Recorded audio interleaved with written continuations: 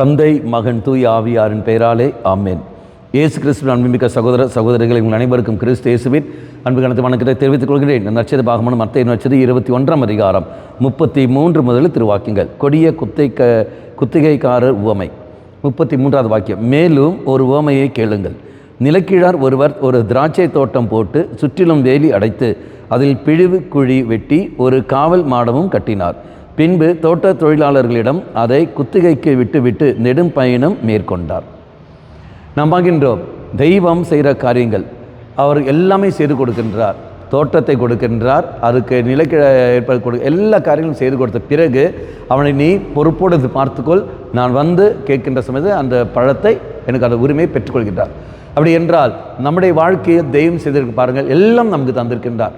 நமக்கு நல்ல ஒரு துணையை தந்திருக்கின்றார், வீடு தந்திருக்கின்றார், குடும்பம் தந்திருக்கின்றார், சமுதாயம் தந்திருக்கின்றார், வேலை தந்திருக்கின்றார், ஆரோக்கியம் தந்திருக்கின்றார். இது எல்லாமே தெய்வம் நமக்கு தந்திருப்பது. அப்போ எதற்காக? இதெல்லாம் நன்மை செய்வதற்காக. ஆனால் நீ நானும் அது செய்வதில்லை. மாறாக எனக்கு ஒன்றும் கிடைக்கவில்லையே என்று ஒன்று சொல்வது. ரெண்டாவது, தெய்வம் மேலே இதற்கெல்லாம் காரணம் நான் தான் என்று சொல்லிக்கொண்டு உரிமை எடுத்துக்கொண்டு போவது. ஆட்டோமேட்டிக்காக அதுக்கு கெடுதல் தான் வந்து செய்கிறோம். எவ்வாறு இந்த குத்திகைகள் எல்லாமே இதை கொடுத்து அதன் பிறகு அந்த ஒரு பலனை எதிர்பார்க்கிறாரோ, அதே மாதிரி தெய்வம் எல்லாம் நமக்கு தந்திருக்கின்றார். நம்மிடந்து பலனை அவர் எதிர்பார்க்கின்றார். என்ன பலன்? அதான் தூய ஆவியின் கனிகள்.